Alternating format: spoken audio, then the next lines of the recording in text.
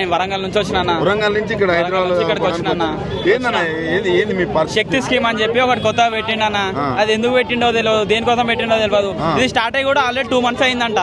2 months అయిందంట. అందరికి తెలుసు అంట, ఓన్లీ మా స్టూడెంట్స్ కి తెలియనియకుండా ఇన్ని రోజులు తాపెట్టిండు. మాకు తెలిసినాక స్ట్రైట్ కానీ దిగినాము. అంటే అదేందో మీకు శక్తి స్కీమ్ ఏందో తెలియట్లేదు అంటున్నారు. అంటే మాకు స్కిల్స్ లేక ఆ స్కీమ్ తీసుకొచ్చి మీ స్కిల్స్ నేర్పిద్దామని చూస్తారు. అసలు ఆయనకు వస్తే ఆయన స్కిల్స్ ఏమన్నా ఉన్నాయి?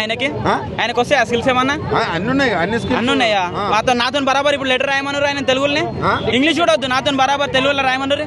డిక్టేషన్ పెడతారు. ఇప్పుడు ఇంకొక సార్ వస్తాడు, మా ఇద్దరు డిక్టేషన్ పెడతాడు. నాతో బరాబర్ రాయనరు ఆయన, ఇంగ్లీష్ లోనే రాయమన్నారు. ఇంగ్లీష్ వద్దాడు, తెలుగు రాయనరు ఆయన. అవు బరాబర్ రాస్తాడు. వందే మాత్రం అని, అందుకే బాగా అయినాయి ఆయన. వందే మాతరం మస్తు మాట్లాడింది అన్న. ఏడొస్తుందన్న మాట్లాడేది ఉంటే ఇట్లా చేస్తుండే అన్న. ఇంతగానో కొట్లాడుతుండే ఇక్కడ తెలంగాణలో ఉండకుండా పోయి ఆయన ఎక్కడో ఫారెన్ ఫ్లైట్లలో వండుకొని తిని కూడా తాగుకుంటుంటే మేము మా పరిస్థితి ఏందన్న? ఇక్కడ వస్తుండు చేస్తుండు అంత మేము ఏందన్న? వస్తురు పోలీసు వాళ్ళు వస్తారు, లాఠీ చార్జ్ చేస్తామంటారు, అదంటారు ఇదంటారు, బెదిరిస్తారు. రోడ్డు కూడా ఎక్కనిస్తలేరు అన్న మమ్మల్ని. రోడ్డు ఎక్కనిస్తలేరు, ఓన్లీ కాలేజీలో ఉంటారు. ధర్నా చేసుకోరి అంటారు. రోడ్డు ఎక్కగానే కథం ఎవరో ఒకరు వస్తారు, పోలీసులు అంటారు, లాఠీ చార్జ్ అంటారు, ఇలా కొడుతురు అన్న.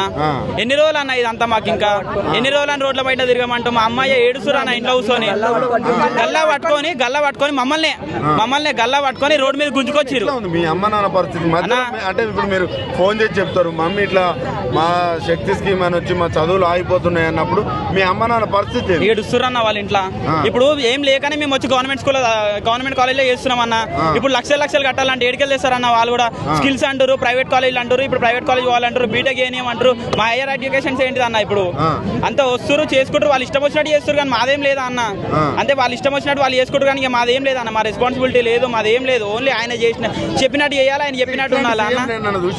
చాలా మంది ఆయన వేరే అన్న. ఆయన గుడ్డు ఆయన మస్తు మంచోడు. ఆయన మస్తు మంచి సీఎం. ఆయన చూసినట్టు ఎవరిని చూడలే అన్న ఇంతవరకు. ఆయన చూసినట్టు ఏ స్టేట్ లో లేరు ఇట్లా ఆయన లెక్క. లైక్ చేయండి, షేర్ చేయండి, సబ్స్క్రైబ్ చేయండి. మరిన్ని వీడియోల కోసం బెల్ సింబల్ పై క్లిక్